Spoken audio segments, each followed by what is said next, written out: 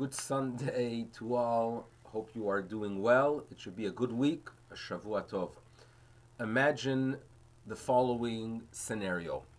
There's a family gathering, and these are not people you are extremely close with, but you feel the right thing to do is to join them for the event. Now, you come into this gathering and you notice that due to the fact that these are family members that are perhaps a little bit less traditional, the food does not meet your standard. Perhaps it's kosher style, or for whatever reason you have your personal standards of kashrut and they are not matched. So you have here two options. Option number one is to make a big to-do and to start asking questions publicly and mention the fact that the meat is not from a source you are satisfied and happy with. And we are not dealing here with a situation that these are members of your family that are going to be inspired to follow you, but rather you know very well they're not going to listen. The only result that is going to take place from the tumult you create is discomfort. That's option number one. Option number two is to keep quiet and to just take some Perrier and some soda.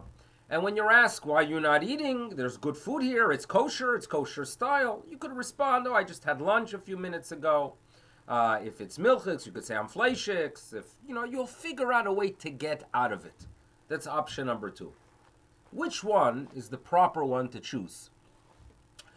In Parshat Vayechi, the Torah tells us that our patriarch Yaakov had a desire to bless the children of Yosef, Menashe and Ephraim. Yaakov sensed that Ephraim needs a higher level of blessing, one that is given by the right hand.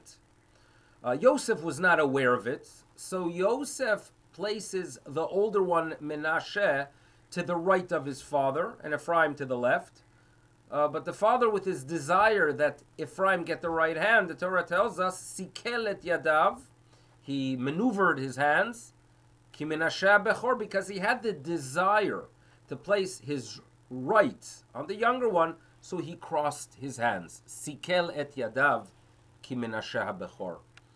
So one of the commentators notes that actually the word sikel relates to seichel, using common sense.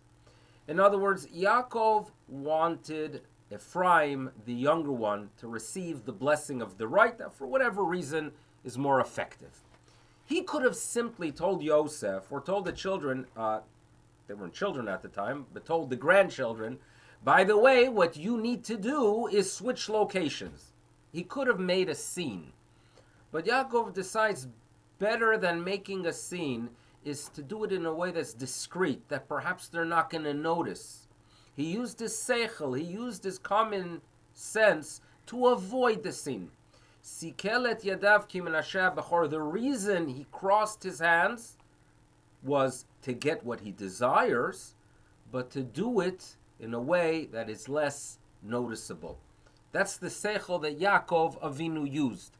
And perhaps there's guidance here that when we enter into such circumstances where we cannot change others and all we're going to do is create a discomfort and perhaps hurt some feelings, just as Yaakov was sensitive to Menashe and did not have a desire of telling him to switch location, which perhaps could have caused him some level of discomfort, but rather did it in a way that's discreet, we could do the same and use our common sense, our seichel, as Yaakov Avinu did.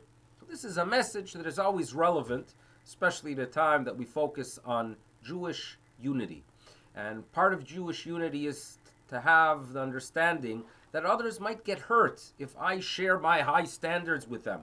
And righteous people, especially the tzaddikim, were very, very careful that if they would have a practice, a stringency, that others did not, they would not share it with others. They never, ever had a desire to create discomfort due to the fact that they understand very well it is something personal between themselves and God, that they accept a specific stringency or practice, but the last thing they want to do with it is show others that they are better. An important lesson at all times. But let's do our part to keep Jewish unity intact, and when we stand united, we achieve incredible things. Bezrat Hashem, we will in the future as well. It should be a wonderful week. Shavua Tov. Bye bye.